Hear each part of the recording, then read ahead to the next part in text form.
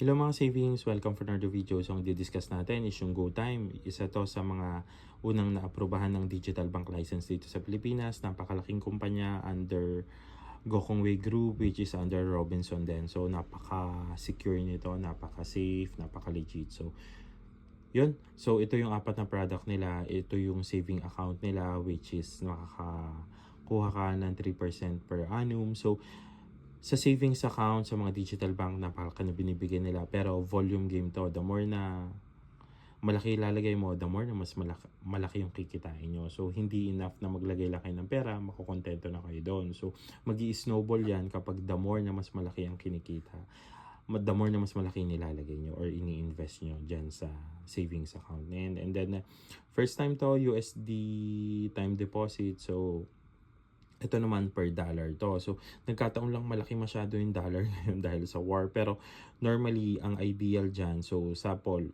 6 months, meron kasi yan 3 months and 6 months. So, sample, 6 months ago, binili nyo siya ng 55, tapos mag-pay out kayo ng, ngayon, 6 months from, nag-ano kayo, so, 61 na ngayon. So, bukod sa 2.5% per annum nakikitain nyo, so, kikita rin kayo ng additional 5 pesos. So, kailangan lang dito is timing sa pagbili. Ngayon, masyado malaki yung dollar, so hindi ideal. But, ang pinaka-ideal bumili dyan is, yan, June, July, August. Kasi malaki yung dollar kapag December, January, February. So, utakan dito, hindi porket USDT yan. So, bibili kayo kapag maliit yung dollar. So, para ita-timing nyo siya sa market Hindi pwedeng agad tulad ngayon 62. So may expect pa ba natin na yung buy mo is tataas or yung sell mo tataas ng 62. And then crypto, yung adoption sa crypto, sabi nila is scam, but yung adoption dito lahat tata ng mga e-wallet meron ng crypto. Ito legit bank to.